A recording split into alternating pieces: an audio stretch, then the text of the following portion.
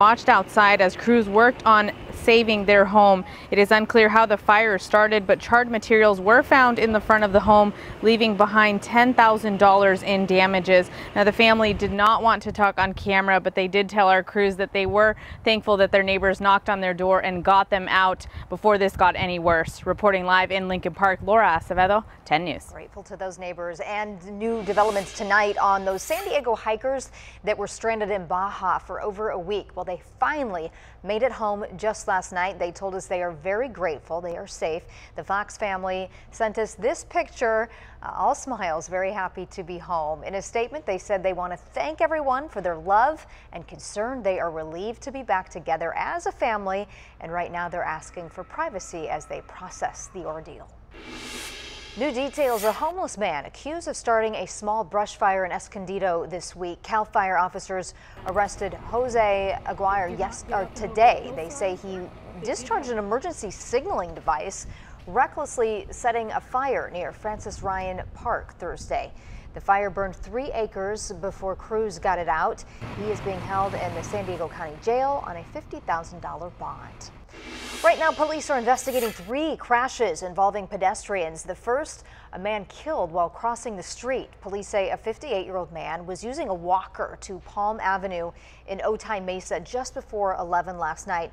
Investigators say he was not in the crosswalk when a woman driving in an SUV hit him. Officers did try to give him CPR, but he died at the scene. The driver did stop and has not been arrested. Another man in serious condition tonight after he was hit by a car around 7:30 last night. Police say he was walking in the street on Copley Drive there in Kearny Mesa.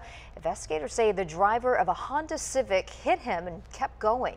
He came back later. Police arrested him for DUI. And a third man clinging to life after he was hit while lying in the middle of El Cajon Boulevard in the Talmadge area. Police say a man driving a Prius never saw the man in the road before running him over. That driver not arrested. An update now to breaking news that we have been tracking since this morning. Dozens of people shot inside an Arkansas nightclub. There are 28 victims between 16 and 35 years old. 2 of them are listed in critical condition. ABC's Adrian Bankert is following the investigation.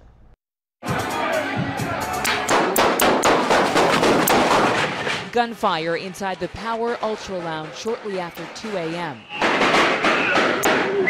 More than 24 shots fired in 11 seconds. Chaos. Just heard some gunshots go off, hit the ground, try to take off running, and by the time you try to take off running, some more gunshots came. A club goer capturing the gunshots and screams as people scramble to get out of the line of fire. 28 individuals in total were injured, 25 result of gunshot wounds, 3 as a result of attempting to flee the venue.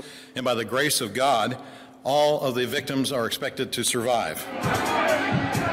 The downtown Little Rock nightclub packed for a performance by a Memphis rapper, Finesse 2 Times. The club's Facebook page shows a poster for the event showing a man pointing a gun at the camera. Police believe the shooting was the result of a dispute among clubgoers. It appears that there was a disagreement amongst a small subset of individuals at a concert that turned violent because of the presence of rivalries and weapons. Police believe there may be multiple shooters. They're interviewing witnesses, including an off-duty policeman working at the club. The shootings happened after a week of drive-by shootings in Little Rock. This does appear to be a continuation of disputes from some of our local groups that have resulted in drive-by shootings. Adrian Bankert, ABC News, New York. Both victims in that horrifying plane crash on the 405 are doing better today. Cell phone video caught the fiery crash in Santa Ana yesterday afternoon. That plane had engine trouble and then crashed and burst into flames on its way to John Wayne Airport. The pilot and his wife, the only people on board.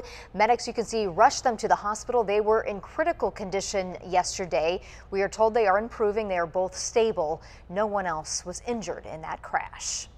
The gunman in yesterday's hospital shooting was looking for a specific person, we're learning tonight. Police say Dr. Henry Bilo walked into the Bronx Lebanon Hospital with an assault rifle under his lab coat.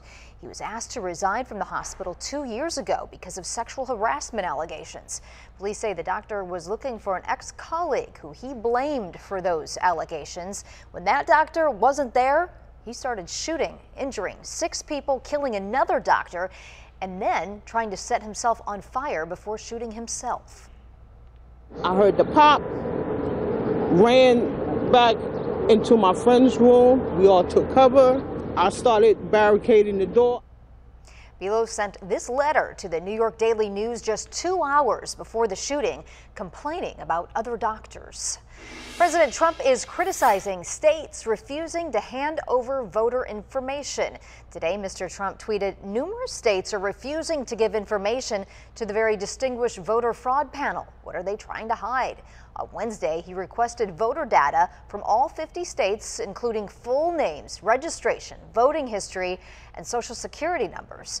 At least 27 states have denied the president's request, including California. Well, kids got a chance to show off their construction skills today, working on crafts around the county. The Home Depot hosted workshops like the one you see there to teach kids how to make their own bug house. The store has been putting on these workshops for about 20 years and threw a huge celebration today. They say the bug houses can give kids a closer look at what's in their backyards, and parents say these workshops are teaching valuable skills. This isn't something that's really taught in school. There's no wood shop anymore, and it's a great way for him to learn how to use his hands and tools to make things for himself. You have to paint them too. The Home Depot hosts craft workshops once a month. Snowboarding in summer. California resorts keeping the lifts open this season. How much longer you have to hit the slopes. And 4th of July celebrations can be a nightmare for your pets. The free help available this weekend to help you make sure they're safe. A mild holiday weekend taking us into 4th of July. I'm tracking when temps are going back up, coming up in your 7-day forecast.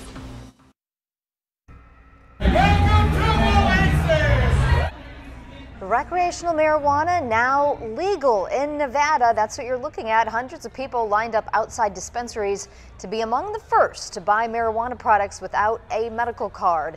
Now you can buy up to an ounce of pot at a time in Nevada. You're legally allowed to possess that same amount, but it is still against the law to smoke it in public. This 4th of July weekend, you may be planning to hit the beach, but hey, at Lake Tahoe, they're still hitting the slopes. Yeah, skiing in July at resorts like Squaw Valley.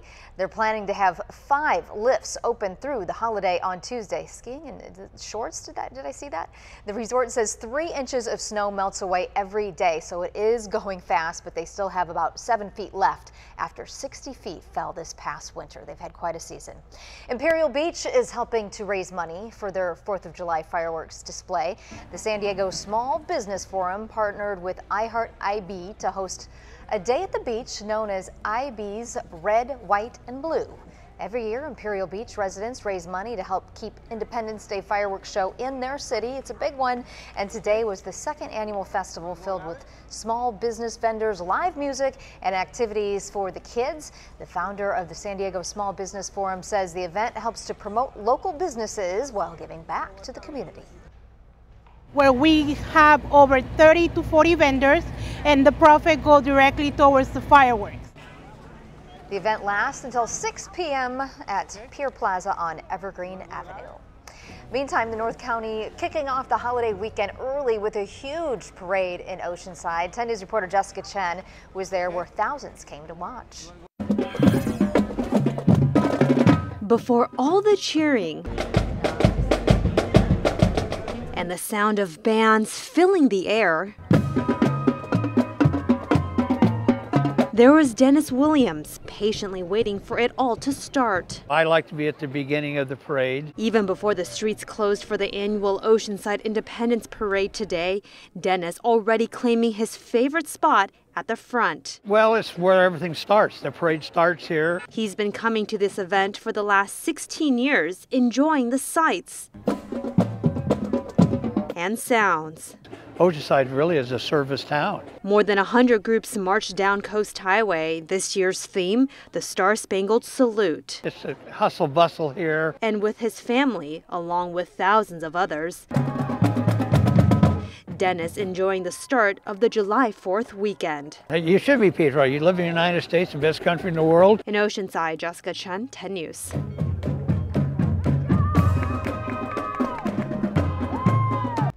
4th of July fireworks can be terrifying for your pets, and every year a lot of them run away, but there's still time to take advantage of free microchipping, something you may want to think about here. The San Diego Humane Society is offering the service all weekend.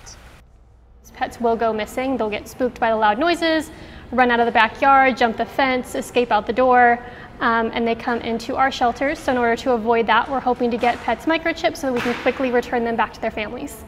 It's a great idea. That offer good through Monday, and you don't even need an appointment. Just show up between 11 and 5 and you are good to go. We have posted all of the information that you need to know at 10news.com. WeatheRate certified San Diego's most accurate forecast. This is 10 News Pinpoint Weather.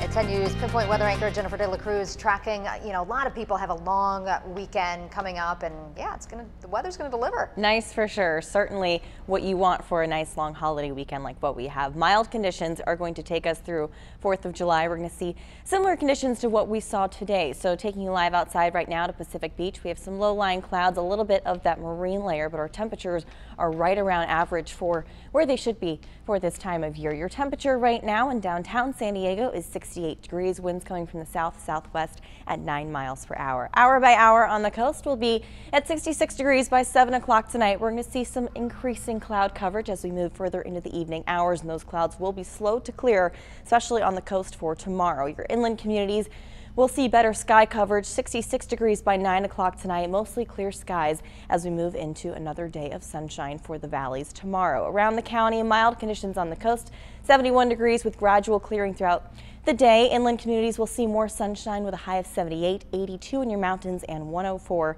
for your desert. So we have high pressure building across the north, and still that marine layer and some low-lying clouds are going to bring us that fog in the morning, but we should see some good clearing into our afternoon hours. Your 4th of July weekend for Sunday, our temperatures will be anywhere from 71 to 78 degrees to our coast and valleys, up to the 80s by Monday, and then even warmer for 4th of July. So if you're looking to go enjoy the fireworks on Tuesday evening, marine layer is going to be in place on the coast, so maybe not the best place to go there. We're going to see a low of 63 degrees that night. Some clouds for your inland communities, 59, and it will be nice in the deserts, the mountains rather, with clear skies, and 66 degrees for your overnight low. Your 3-day temperature trend is averaging right about average for the coast for tomorrow, but then we're going to be back in the mid-70s by Tuesday. Your inland communities even warmer, warming up to the mid-80s by 4th of July. So all of this is happening because we have that high pressure moving in, but it should be really nice taking us through next weekend. So low-lying clouds overnight for our coast and valleys, a comfortable and very mild weekend, and then the temperatures are going to start to go up as we move into next week. Your 10 News Pinpoint 7-day forecast, 71 degrees on the coast tomorrow under partly cloudy skies. As we move further into next weekend, we're going to see our skies clearing even more so. We'll be back in the 80s by Friday. Your overnight lows in the low 60s. Your inland community 78 tomorrow, in the 80s by Monday, 81 for your 4th of July under sunny skies, and back in the 90s by Friday into Saturday. Your mountains and deserts also will be very nice, so it's not too hot, there's no rain, not much to complain about. It should be nice for the holiday. Yeah, this is about as good as it gets for the next few days. Yeah, it should be great. Thanks, Jen.